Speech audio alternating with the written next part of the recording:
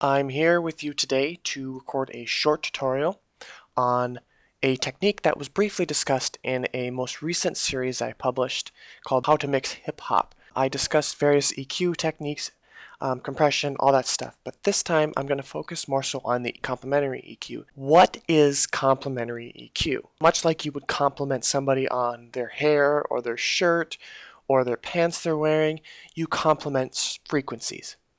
For example, in this, I'm going to complement the bass and the kick together. So, when the kick is working at 50 Hertz, the bass will not be working as much at 50 Hertz. But the bass may be working more so at 200 Hertz, where the kick will be dumbed down. Generally, in the 2 to 300 Hertz, 2 to 400 I should say, in the kick range, there's usually some boxiness. So for the bass is going to be boosted in that range. I have the kick EQ here, and I have the bass EQ here. What we're going to do, I have some basic kick EQ here, and this is the frequency range of the kick, and then I have the bass. So what we're going to do is we're going to make the kick and the bass sit a little bit better together.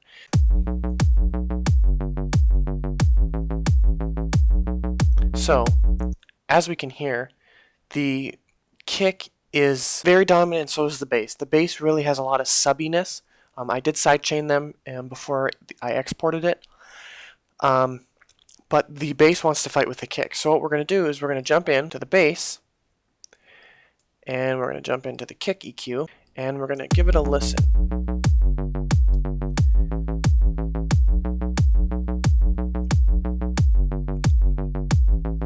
Okay, so as you can see, clearly, we have the bass wants to, the fundamental frequency in the bass is right around 50 Hertz. And that's actually where the kick is. And to be honest, I love the kick and the bass. I love having prominent kick, I love having prominent bass. However, when it comes down to the two of them, I think I'd rather have a little bit more of a thumpier kick, with the bass still powering through, but just a little bit more thump. Now that we have a basic square wave, I believe is what it was. Basic square wave here for the bass. We just have a lot of upper harmonics when we get to, it's very, like the kick here, we have all kinds of random frequencies here, but we have a pretty stable frequency spectrum in the bass region. So we won't have a lot to work with, but we have something to work with. So I'm going to turn this off. On the bass part, I'm going to cut at 20 Hertz. I'm going to go actually up to 25 Hertz, just because we don't really need that. I did the same for the kick. So we have the kick punching through, which I don't think we need we don't need 3 dB. So right at 48 Hertz, I'm going to punch in 48 Hertz, and I'm going to come down 2 dB, and then I'm going to move the Q about 140. Actually, when you're cutting, you can have a little bit of a bigger one. So then right around 200 Hertz, I'm going to go in, or 2 to 400, I'm going to go in and find a frequency in the kick that I don't particularly like right there. It's just, I don't really like that. So what I'm going to do is I'm going to cut that out a little bit. And then I'm going to come into the kick, or the bass, excuse me, right around 305 Hertz, and I'm going to boost it to kind of make up for that. That might be a little too much. Down the Q a little bit.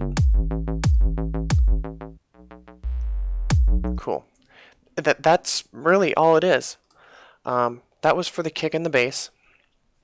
Now I would go through, I'm not going to do it in this session, but I'm going to go through, I would go through like all the like clashing instruments. What's going to clash? You're going to have, like, say, vocals in your synth. They're going to sit right around the same frequency range, like 2,000 to roughly 5 to 6K is where your vocals are going to sit. So, and I have synths in here that sit right around that range. So, as you can see here, I have a super saw that is sidechained. That takes up pretty much the whole frequency range. And actually, that might be fighting with the bass a little bit. So,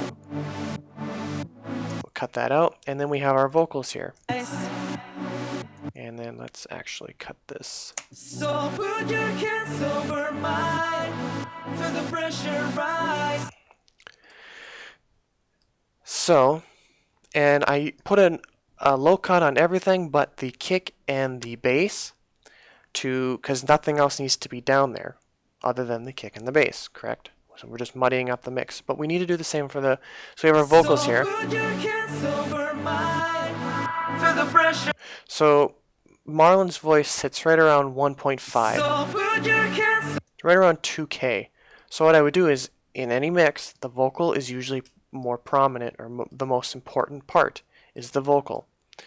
So what I'm going to do is I'm going to go into the vocal and I'm going to boost right around the sweet spot. So put your hands over mine for the pressure.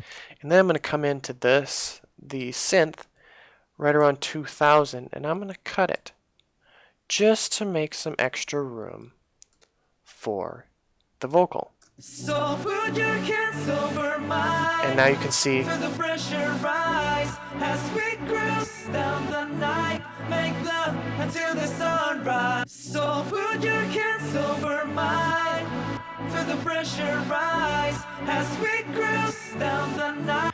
To me, it sounds a little bit, it sounds fuller. It sounds, his vocal comes through a little bit more. We can maybe turn this down a bit. And then in context with the mix, again, I just slapped a low cut on everything. But let's give the chorus here a listen so we can hear kind of what balance-wise and what we did to the kick, the bass, and then the vocal and the pad here quick.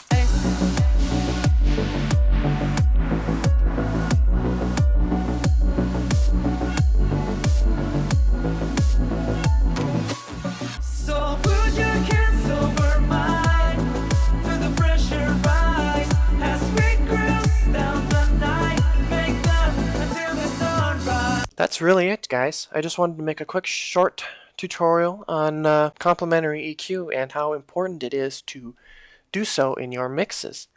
If you have any questions, please feel free to leave a comment and I will certainly clarify something for you. Thanks for watching.